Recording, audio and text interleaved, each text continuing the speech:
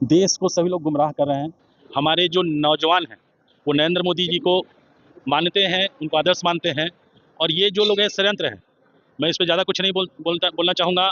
इस देश की जनता और इस देश के नौजवान बहुत अच्छे से समझते हैं, तो इसलिए मुझे कुछ नहीं बोलना है। ये देश बहुत समझदार है। बीजेपी के प्रोटेस्ट में कई स्टूडेंट ने देश के प्रधानमंत्री को अपशब्द कहे, जिसको लेकर अब उन स्टूडेंट पर फजीहत आ गई है।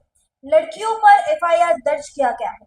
जब सवाल राज्यसभा सांसद शिवेश राम से किया जाता है, तो वह पप्पू यादव का जो वेशभूषा को लेकर के भी सवाल किया जाता है, चंदा चोरी का जो एक्टिंग किए हैं। तो क्या कुछ कहते नजर आए, पहले उनकी इस वीडियो सुनिए। देश को सभी लोग गुमराह कर रहे हैं।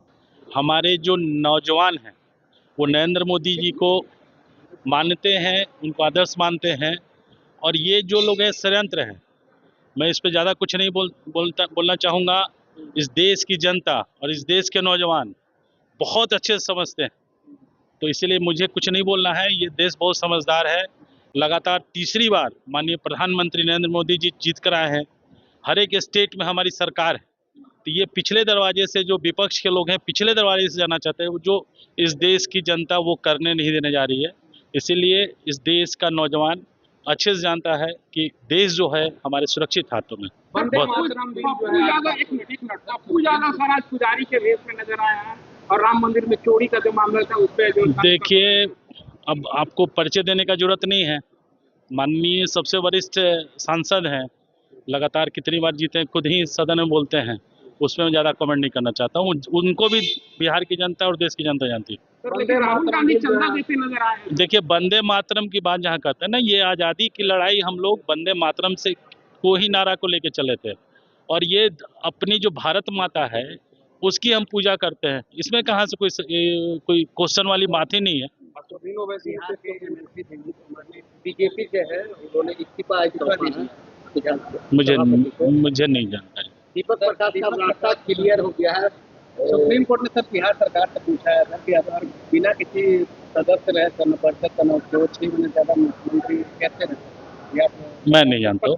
मांगा है मैं इस संदर्भ में नहीं जानता हूँ। जो हमारे प्रवक्ता है उस पर बताएंगे। तो सुना आपने, चाहे सीजेपी के प्रोटेस्ट में प्रधानमंत्रियों को भद्दी भद्दी गालियां देना या फिर पप्पू यादव का भगवा रंग में रंगना और चंदा चोरी का एक्टिंग करना सदन के बाहर काफी ज्यादा इस वक्त चर्चा का केंद्र बना हुआ है।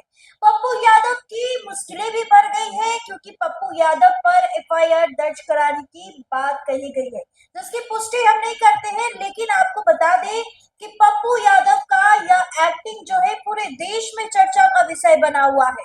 यूपी में अयोध्या राम मंदिर में जिस तरीके से चंदा चोरी की घटना सामने आई, जिसके बाद जो है विपक्ष इसको लेकर के खूब आरोप लगा रहे हैं सत्ता पक्ष पर। बीजेपी वालों ने वहां पर बीजेपी ने ही अयोध्या राम मंदिर का निर्माण किया, उद्घाटन किया, और वहां पे ट्रस्ट के हर एक मेंबर बीजेपी के ही लोग रहे।